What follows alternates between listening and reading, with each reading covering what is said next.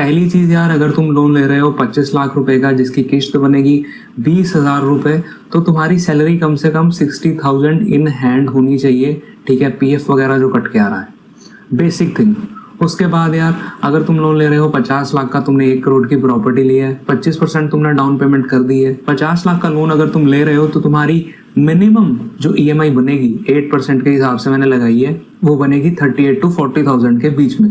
ठीक है, 10% तो थोड़ी सी ज्यादा हो जाएगी, उसका कोई ज्यादा इशू नहीं पड़ेगा। आज हम बात करेंगे एक ऐसे पर्सन के बारे में जिसने लोन ले लिया है, ठीक है, घर ले लिया है। पहले तो मैं उसे बहुत ज्यादा मुबारकबाद दे देता हूँ कि यार कांग्रेचुलेशन कि आपने एक अच्छा नया घर ले लिया, अपने सर के ऊपर छत ले ली। होम लोन के बारे में आज हम बात करेंगे। अगर 8% का है या फिर कोई भी ऐसा लोन है या तुमने एक अच्छी अमाउंट में उठाया हुआ है, वो है जैसे कि 25 लाख रुपए, 50 लाख रुपए, 1 करोड़ रुपए, सबका टेन्योर मतलब एटलीस्ट 25 साल, 20 साल, 15 साल का होगा। कैसे हम उसको कम करके 7 साल, 10 साल, 15 साल कर सकते हैं रिस्पेक्टिवली। आज तो हम पहले इस बारे में बात करेंगे, बहुत डिटेल्ड में बात करेंगे। दूसरी चीज यार, जो लोग बोलते हैं कि तुम्हारा अपना घर नहीं होना चाहिए, तुम्हारा अपना घर होना चाहिए। घर तुम्हें तभी लेना चाहिए जब तुम्हारे पास उसके डबल पैसे हों या तुम 5 साल तक उसकी ईएमआई पे कर सको। फॉर एग्जाम्पल, अगर तुमने 50 लाख रुपए का एक घर लेना है, तुम्हारे पास कम से कम 25 लाख रुपए होने चाहिए। वो कैसे? 20 लाख रुपए या 15 लाख रुपए तुम डाउन पेमेंट दोगे, उसके बाद जो 5 साल की ईएमआई है वो तुम्हारे पास रह जाएगी, रिमेनिंग पोर्शन। और उसके बाद क्योंकि तुम्हें 5 साल के लिए चिंता करने की जरूरत नहीं होगी कि मैं ईएमआई कहाँ से दूंगा। और सेकंड चीज आती है यार, बाकी तुम्हारा लोन टेन्योर हो जाएगा और वो तुम्हारा ऑलमोस्ट कम होता जाएगा जैसे जैसे तुम ईएमआई पे करते जाओगे। बट तुम्हारे पास घर होना चाहिए। ये तो हो गई एक बात। अब तुमने लोन ले लिया है घर के ऊपर। मैं फर्ज करता हूँ या तो तुम लोन लोगे 20 लाख रुपए का या तुम लोन ले रहे हो 50 लाख। 20 लाख के लोन पे 8% के हिसाब से तुम्हें देनी पड़ेगी 20,000 की किस्त। तुम बैंक को वापस करोगे 40,000 रुपए। और अगर तुम्हारी 20 लाख का लोन है तो 25 साल के अंदर अंदर तुम डबल ही हमेशा पैसा बैंक को वापस करोगे, चाहे जो सा मर्जी लोन, उसके बारे में चिंता नहीं करनी है। अगर तुम्हारा 50 लाख का लोन है तो तुम 65 लाख रुपए ऊपर वापस करोगे 25 साल के अंदर अंदर। 40,000 की तुम्हारी किस्त बन रही होगी। और इसमें भी यार हिडन चार्जेस होते हैं, 4 से 5 लाख रुपए या फिर 3 से 4 लाख रुपए अगर तुम्हारा 50 लाख का लोन है। अगर 20 लाख का लोन है तुम्हारी 2 से 3 लाख रुपए लग जाएंगे। वीडियो यार एकदम ध्यान से सुनना, ठीक है? मैं कोई हवा में बात नहीं करूंगा, कोई मैजिक ट्रिक नहीं है ये कि भाई ये ऐसे भी हो जाता है या वैसे भी हो जाता है। ये एक सिंपल मैथ्स है, इसे कोई भी कर सकता है। और तुम्हारे लिए मैं ये वीडियो इसलिए लेके आया हूँ क्योंकि मुझे लगता है एक पर्सन जिसने यार अपना जमा पूंजी इकट्ठा करके घर लिया है 35 साल की उम्र में, लेट सपोज, ठीक है, मेरी भी अभी उतनी उम्र नहीं है, बट मैं चाहता हूं कि भाई ये चीज सबको पता लगे। अगर किसी ने 35 की एज में होम लिया है, 25 साल और आगे भाई 60 ईयर्स तक, क्या वो ईएमआई पे करता रहेगा? यहाँ पे यार हमारा बहुत ज्यादा अच्छा करेक्टर आता है यार हमारे सामने, शिनचैन का पिता, और जो है यार हिरोशी, जिसने अभी भी 30 साल के लिए लोन देना है अपने घर का। सेम भाई उसी की पोजीशन है, तो तुम समझ सकते हो, ठीक है? और जब उस चीज को भाई वो सोचता है तो कैसा लगता है भाई? तो बहुत बुरा लगता है। घर आ गया, छत आ गई, बहुत बढ़िया है, लेकिन एक भी ईएमआई मिस हो गई तो उसका क्या प्रभाव पड़ेगा ये तुम सोच सकते हो। बैकग्राउंड में अगर कोई नॉइस आ रही हुई माइक के बावजूद भी तो मैं तुमसे पहले ही माफी मांग लेता हूँ, लेकिन अब मैं इस स्क्रिप्ट को रोक नहीं पाऊंगा, ठीक है? रियल रहते हैं यार, कोई इशू नहीं है उसमें, मेरा तो फ्लो बना हुआ है। अगर तुम्हें कॉपी पेन लेके बैठना है तो तुम बैठ सकते हो, अगर नहीं बैठना है नॉट अ इशू। ये चीज तुम्हें वैसे भी समझ आ जाएगी। फर्ज कीजिए यार तुमने लिया 50 लाख का लोन, किस्त बैठी 8% के हिसाब से 38,000 रुपए। बहुत ही शॉर्ट वीडियो है, तुम्हें आराम से खत्म कर दूंगा, टेंशन लेने की जरूरत नहीं है भाई। 38,000 रुपीज अगर किस्त बैठी, ठीक है, 25 साल तक, ये हो गए भाई 300 महीने। एक्सेल भी यार तुम्हें साथ में शो करूंगा, मैं शो हो रही होगी एडिट में। 300 महीने तक ये सारा प्रोसेस तुम्हें करना है। इसमें पहली चीज ये आती है, अगर तुम्हें पता है या नहीं पता मैं तुम्हें बता देता हूँ, पहले 10 साल तक तुम सिर्फ और सिर्फ इंटरेस्ट पे कर रहे हो। फॉर एग्जाम्पल, अगर तुम्हारी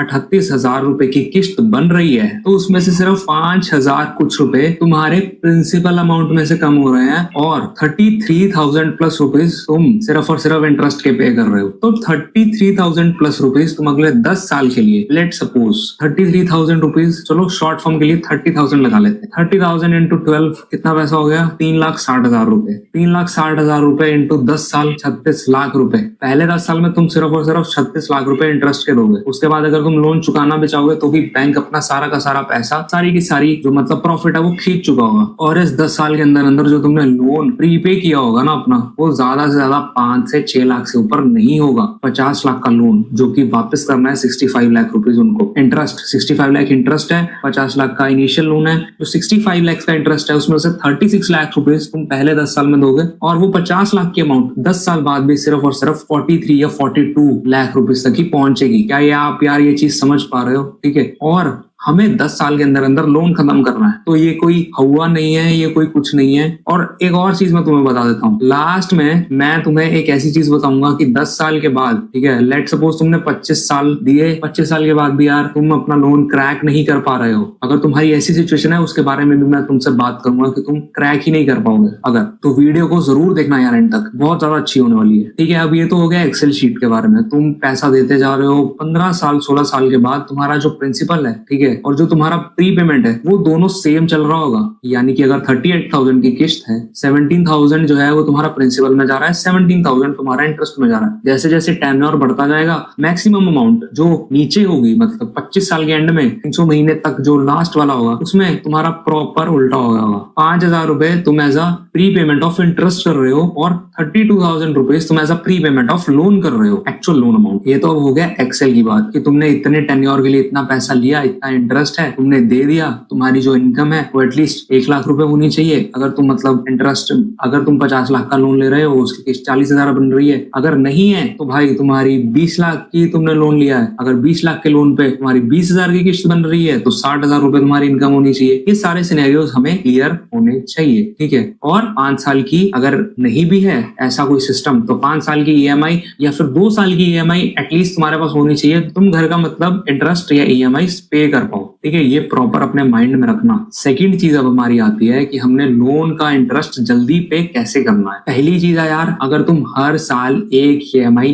एक्स्ट्रा पे करोगे, हर साल एक ईएमआई एक्स्ट्रा, यानी कि तुम्हें सिर्फ मतलब अगर 40,000 रुपीज है, 40,000 रुपीज को मतलब एक साल के टेन्योर में अगर मैं 12 से डिवाइड कर दूं तो मोस्टली आएंगे मतलब 4,000 या 3,000 या 3,500 रुपीज आएंगे ऑलमोस्ट। इससे ज्यादा आ सकते हैं, इससे कम आ सकते हैं। तुम्हें सिर्फ महीने के 3,500 रुपीज बचाने हैं, और साल के एंड में यार तुम 38,000 की किस्त दे दोगे। और ऐसा करने से तुम्हारा जो लोन 25 साल का है वो 20 साल का रह जाएगा, या 21 साल में वो चीज खत्म हो जाएगी। 25 साल का लोन 21 साल में खत्म हो जाएगा। अगर तुम बहुत ज्यादा एक्सट्रीम मतलब जाना चाहते हो, अगर तुम्हारा मतलब कैश बोनस आ गया या दिवाली बोनस आ गया, तुम जॉब में हो, है ना, या फिर कोई और ऐसा अनएक्सपेक्टेड गेन आ गया, ठीक है, तो तुम उस गेन को कभी भी खर्च मत करो, अपनी ईएमआई के ऊपर लगाओ, और वो आएगा ही आएगा। तुम्हारी सैलरी भी इंक्रीमेंट होगी, ठीक है, वो चीज भी है। अब तुम 10 साल तक 1 लाख की जॉब पे तो रहोगे नहीं। अगर तुम्हें 10 साल में मतलब 1 लाख की जॉब से 10 साल में कम से कम 5 लाख तक तो जाओगे ही, नहीं तो अपना बिजनेस एस्टेब्लिश करोगे। ऐसा तो है नहीं कि तुम नहीं करोगे, ठीक है। तो उस चीज को भी यार हमने दिमाग में रख, ठीक है। तो तुम्हें अगर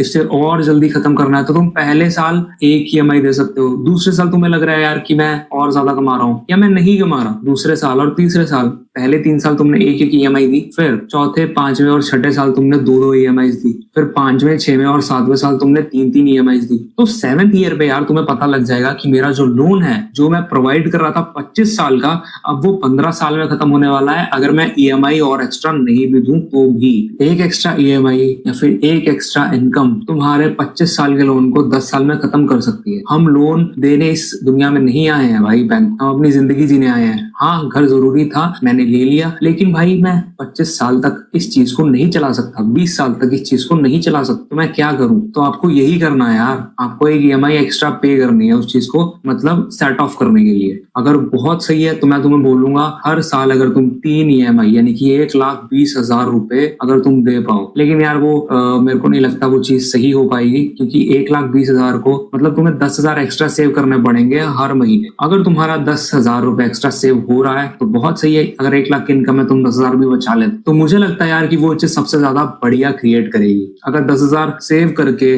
तुम 80,000 भी जोड़ लेते हो, ठीक है, या 1,20,000 जोड़ लेते हो, तो तुम्हारा जो टेन्योर है जो 25 साल का था, अगर तुम 2 ईएमआई पे करते हो तो वो चीज रह गई 18 साल की। अगर तुम 3 ईएमआई पे कर रहे हो वो चीज रह गई 15 साल में खत्म। ये तो हो गया कि अगर हम एक्स्ट्रा ईएमआई पे कर रहे हैं। हर व्यक्ति के लिए यार ये ईएमआई पे करना हो सकता है बहुत ज्यादा बर्डनफुल हो, ठीक है, हो सकता है ये चीज ना हो पाए, हो सकता है हो भी जाए, हो सकता है ना हो हो पाए, लेकिन एक EMI तो यार तुम दे सकते हो, वो चीज तुम्हारी 25 साल की 20 साल की रह जाएगी। दूसरी हमारी चीज आती है कि हम क्या ऐसा करें जिससे हम 10 साल में रिटायर भी हो पाए और एक अच्छा प्रॉपर्टी भी बना पाए और एक ऐसी चीज बना पाए कि भाई हमारा लोन भी उतर गया लेकिन हमारी प्रॉपर्टी साइड बाय साइड बन गई, हमें वहां से इनकम भी आने लग गई और 10 साल के अंदर अंदर वो चीज क्रिएट भी होगी। ऐसा हो सकता है, ऐसा बिल्कुल नहीं है कि ऐसा नहीं हो सकता। ऐसा कैसे हो पाएगा उसके बारे में हम बात करेंगे। सपोज तुम 38,000 पर ईयर नहीं दे पा रहे हो, EMI तुम्हारी नहीं जा पा रही है, तुम अभी भी चाहते हो कि भाई मैं सिर्फ और सिर्फ मतलब 4,000 रुपए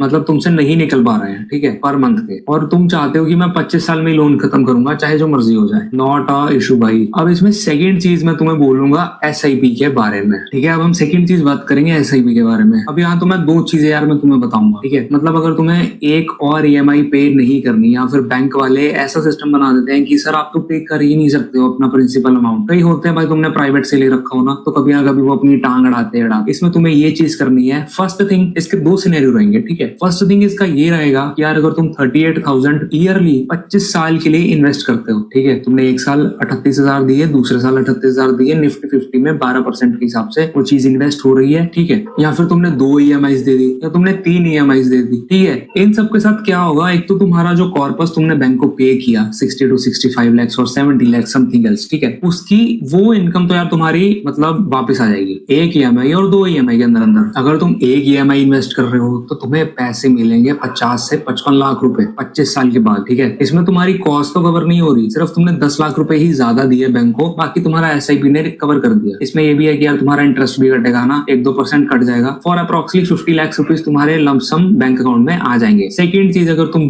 2 EMIs ईयरली इन्वेस्ट करते हो SIP में, 12% के हिसाब से तुम्हें मिलेंगे 1 करोड़ से 1 करोड़ 10 लाख के बीच में तुम्हारा लमसम अमाउंट बनेगा, because you are investing in a good condition. इसमें कोई तुम्हारा मेंटल प्रेशर नहीं है, ठीक है, क्योंकि तुम्हें वैसे भी EMI पे करनी थी बट EMI पे नहीं कर पाए तो SIP इज ऑप्शन भाई, आई कैन डू SIP। इससे मेरा प्रिंसिपल भी कवर हो गया, इंटरेस्ट भी कवर हो गया, मेरा एक अच्छा एसेट भी क्रिएट हो गया, मेरे सिर पे सिरदर्दी नहीं है। अगर कल को भाई लोन वाले आ गए, मैं बोलूंगा भाई 4 दिन का टाइम दे, मैं SIP तोड़वा के तेरा लोन क्लियर कर देता हूँ, उसमें कोई इशू नहीं है। ऐसे ही यार 3, 4, 5 अगर तुम EMIs देते हो तो डिपेंडिंग अपॉन 1.25 करोड़, 1.5 करोड़, 2 करोड़, 2.5 करोड़ तक तुम्हारी इन्वेस्टमेंट जा सकती है, जो कि मेरे हिसाब से बहुत अच्छा ऑप्शन है। लेकिन यार 4 मतलब एटलीस्ट मतलब 1 से 1.5 लाख रुपए साल के अलग से निकालना इस टाइम के ऊपर जब तुम्हारी एज 35 है, मुझे लगता है थोड़ा सा मतलब कॉम्प्लिकेट हो जाएगा। बट 1 या 2 EMIs तुम इन्वेस्ट SIP में कर सकते हो, एक अच्छा कॉर्पस आ जाएगा, तुमने जो पैसा दिया वो तो दे ही दिया है, तुम्हारे हाउस की एक अच्छी सी प्रॉपर्टी डेवलप हो गई है, ठीक है, उसका रेट बढ़ गया है, 1 करोड़ का घर तुम्हारा 2 या 3 करोड़ का आराम से हो गया होगा। सेकंड चीज यार हमारी आती है, जो 1 करोड़ का तुम्हारा कॉर्पस है वहां से तुम एक कमर्शियल प्रॉपर्टी में इन्वेस्ट करके वहां से रेंट ले सकते हो या एक अपना खुद का बिजनेस क्रिएट कर सकते हो। समझ पा रहे हैं हम, ठीक है। और दूसरी चीज यार हमारी आएगी SIP के। सपोज करो यार तुम्हारा बियर टू बियर एक्सपेंस है और तुमने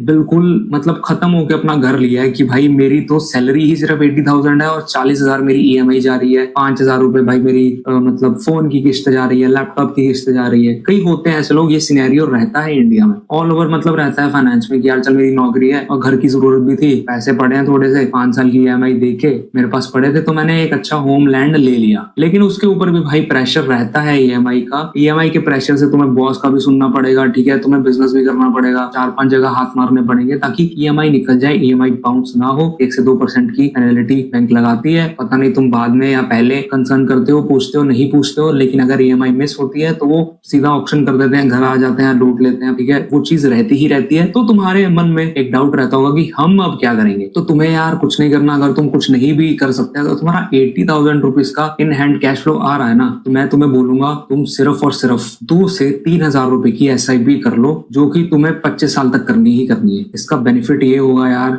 या तो अगर तुमने 2,000 की होगी तो तुम्हें 50 लाख से 55 लाख रुपए 25 साल बाद मिल जाएंगे, किस्त तो तुम्हें देनी ही पड़ेगी। तुमने 3,000 की होगी तो भाई 70 से 80 लाख रुपए मिल जाएंगे 25 ईयर्स के बाद, ठीक है। लेकिन तुम्हें SIP करनी ही पड़ेगी इन्फ्लेशन को बीट करने के लिए या फिर अपना पैसा रिकवर करने के लिए। उसका कोई ऑप्शन नहीं है, उसका कोई साइड प्लान नहीं है। ये सिर्फ यार मेरी तरफ से एक छोटी सी गुजारिश है कि तुम SIP जरूर करो। आने वाले टाइम में अगर तुम बहुत ज्यादा गरीब भी हो फिर भी वो SIP तुम्हारा खर्चा उठाएगी, ठीक है। मिनिमम टू मिनिमम भी आज से 10 साल बाद भी तुम 50,000 की फ्रेशर की नौकरी कर रहे होगे। अगर कोई 20 साल वाला या फिर कोई 15 साल वाला इस चीज को देख रहा है, हो सकता है 25,000 पे ही तुम्हारी फ्रेशर स्टार्ट हो रही है। तो रिवाइज कर लेते हैं यार कि हमने क्या क्या इस वीडियो में सीखा। पहली बात यार, तुम्हें 10 साल तक बैंक को सिर्फ और सिर्फ उसका इंटरेस्ट पे करना है, ठीक है। दूसरी दूसरी बात, हमें 1 से 2 से 3 EMI तक जितनी हमसे हो पाए एक्स्ट्रा EMI पे करनी है बैंक को, ताकि हमारा टेन्योर जो है वो 25 से 20 तक आ सके, 20 से 15 तक आ सके और 15 से ऑटोमेटिकली 10 साल तक आ पाए। अगर तुम ज्यादा EMI पे कर सकते हो तो, या फिर तुम्हारा कोई बोनस आ गया तुम उसमें पेमेंट कर दो। तीसरी चीज यार हमारी आती है SIP जरूर करनी चाहिए। अगर यार तुम इंटरेस्टेड नहीं हो कि भाई मुझे ज्यादा फायदा SIP में दिख रहा है कि अगर मैं चलो 2 EMI तो भर पा रहा हूँ, लेकिन अगर उनमें 2 EMI को अगर मैं SIP में डालूं, ठीक है, तो यार ये मेरा कॉर्पस और ज्यादा आगे बढ़ जाएगा। ठीक है, जहां मुझे मिल रहे हैं सिर्फ और सिर्फ मतलब मेरा लोन खत्म हो रहा है, ठीक है, या मेरे को इंटरेस्ट बच रहा है 20 lakh 25 lakh 50 lakh over a period of time. मेरा अगर इंटरेस्ट बच रहा है 20 लाख 25 लाख 50 लाख, ठीक है, मुझे उस इंटरेस्ट को नहीं बचाना, मेरी कैपेबिलिटी है मैं उस इंटरेस्ट को भरूं, तो तुम उस इंटरेस्ट को भरो, साथ ही साथ अपनी EMI को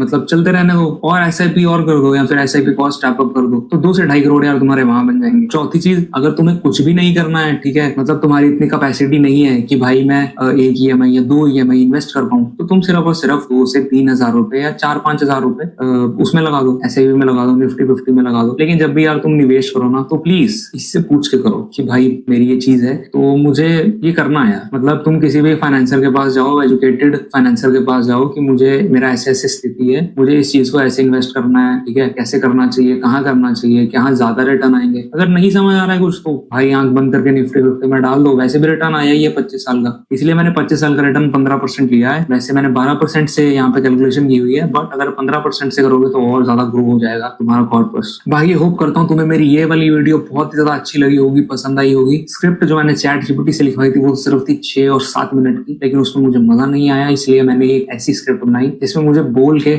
मजा आए और तुम्हें भी यार सुनने में सही लगे कि हाँ यार एटलीस्ट कुछ अच्छा बताया है। बाकी मिलता हूँ यार मैं तुम्हें अगली वीडियो में। होप करता हूँ तुम्हें मेरी ये वाली वीडियो अच्छी लगी होगी, पसंद आई होगी। और हाँ, साथ ही साथ अगर तुमने मेरी वीडियो को यहाँ तक देखा है तो मैं तुम्हें बता दूं, मैं एक जर्नी में हूँ जहाँ पे यार मैं चाहता हूँ कि मैं 30,000 रुपए महीने के कमाऊं, because I am unemployed now. ठीक है, मैं भी कुछ नहीं कर रहा हूँ, बट हाँ अगर तुम मेरी सीरीज देखते होगे तो यार मेरा हाँ इंटरव्यू चल रहा है, मतलब बहुत ज्यादा 4-5 जगह मैं इंटरव्यूज दे के बैठा हूँ और मतलब कोशिश कर रहा हूँ कि यार मुझे पैसे मिल जाएं यहाँ पर, क्योंकि मनी इज वेरी इंपॉर्टेंट। ठीक है, जो बोलता है उसके पास बहुत ज्यादा है, जो नहीं बोलता उसके पास और भी ज्यादा है। ठीक है, तो मनी बहुत ज्यादा इंपॉर्टेंट है। और मोर ओवर कि यार तुम्हें पैसा होना चाहिए। जीरो से तुम कैसे 30,000 की जर्नी कर सकते हो 6 महीनों तक, क्योंकि मैंने अपने आपको दिसंबर का टाइम दिया है कि दिसंबर तक I should be earning 30,000 per month. ठीक है, और वो सही भी है। और उसके लिए अगर तुम्हें कहीं भी जाना चाहिए तो तुम्हें जाना चाहिए। ठीक है, अगर तुम देखना चाहो तो शॉर्ट्स के फॉर्म में यार वो यूट्यूब पे और इंस्टाग्राम पे अवेलेबल है, और मेरा इंस्टाग्राम का हैंडल भी है यार, जहाँ पे तुम मुझे जाके फॉलो कर सकते हो। तो मिलता हूँ यार मैं तुम्हें अगली वीडियो में। होप करूंगा तुम्हें मेरी ये वाली वीडियो अच्छी लगी होगी, पसंद आई होगी। वैसे तो मैं पहले भी बोल चुका हूँ, बट चलो